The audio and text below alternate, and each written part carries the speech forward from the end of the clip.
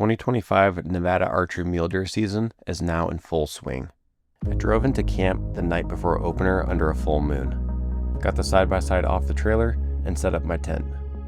I wanted to take my time in the morning and get settled, make a little breakfast, and finish getting my gear ready.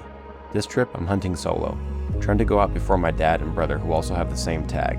When it comes to me hunting alone, that's when I find the most success. Being taught by my dad, who's made all the mistakes for me and who is an archery killing machine, in his words, I know I've got some strong odds on my side. Once I was ready, I loaded up the side-by-side and headed out into the foothills where we usually spot some decent bucks walking around. The name of the game here in Nevada is glassing. Stop, scan, and look as much as you can. Go some more, stop, glass, repeat again. Even with the full moon from last night, I spotted a few deer up moving around still late into the morning. A few hours in, I found a decent 4x4 in his bed to go after. Alright, so I found the little average 4-point from this morning. I came up and over the same ridge that we did this morning. I think what I'm going to do is get back on this road here behind me, drive up this road, get up above him. I should have good wind blowing in my face from up there.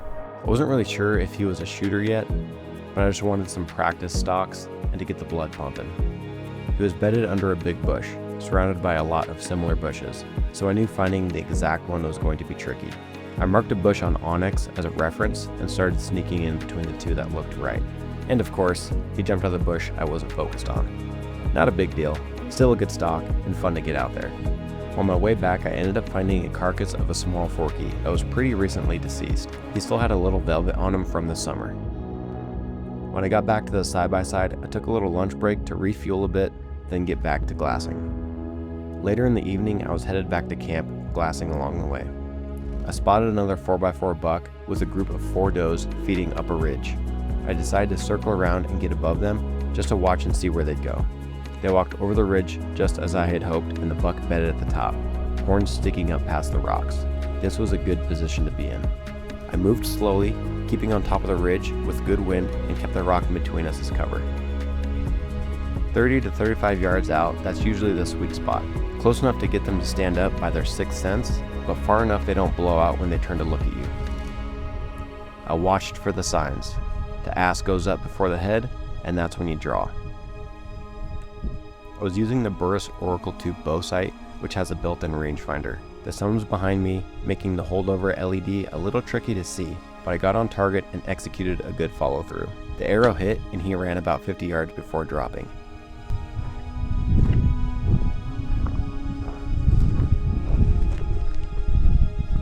He's down right here.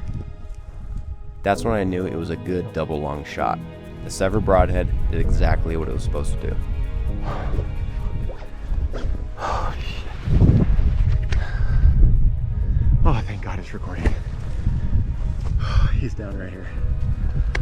Holy shit. I hit him a little high, but it still looked like it was a solid long shot. Oh, he is down right here. Let me see how far that is. His bed is right here. And he ran 50 yards. Oh, thank God this is recording, because it's not connecting to the remote, so I didn't think it was recording. Holy shit. Opening day. First day of Nevada archery. And I hammered a nice 4x. That was probably, oh shit. Let's see how far that was. That was probably a 35-yard shot. Yep. 35 yards. It took me a second to shoot him because I had the sun right on my back and I could barely see that LED. So I sat there and I ranged him a couple times. Holy shit.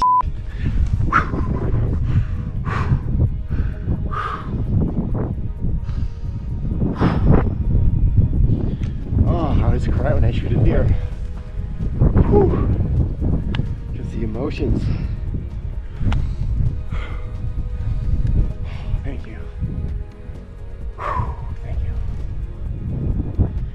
I decided to leave him to go get my knives and quartering bags. Night had fallen by the time I had got back to him, with another big full moon overhead. I dragged him down to a tree, hung up my last light rope light for a little ambient light, and got to work. I finished up and loaded everything on my pack.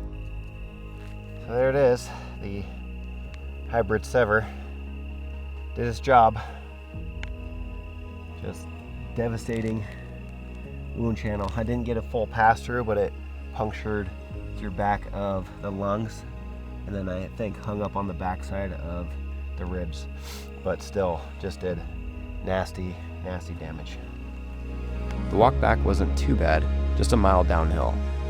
Opening day, first shot, felt pretty damn good. Okay, finally back. I had to make 2 trips because about a quarter of the way my back was screaming. But what a freaking awesome opener for my Nevada archery mule deer hunt. That Burris sight honestly worked perfect. The only little hiccup I had was I had the sun to my back, and when I drew back and was ranging, I had a hard time trying to find the LED. So that took me a few extra seconds to try to find that LED. Once I did, then I put it on him, shot, ended up hitting a little high. I don't know if you can tell from the GoPro footage, but hit him a little high, but after gutting him out and stuff like that, hit both of his lungs. So that SEVR did what it needed to do, did what it was supposed to do, so that was freaking awesome. Super grateful. What an awesome 2025 archery mule deer hunt. And drive back to camp, and I got some freaking Coors lattes hanging out in the cooler for me, so looking forward to that. Super stoked about this year. So thanks for checking out the video. Hopefully you enjoyed it. I know I had fun, but thanks again, guys. It's not just about the deer, it's about the experience, the strategy, the hours glassing, and testing yourself out there. Out in the desert, alone, you really get a sense of why this is what I love about mule deer hunting. Another successful Nevada archery hunt in the books.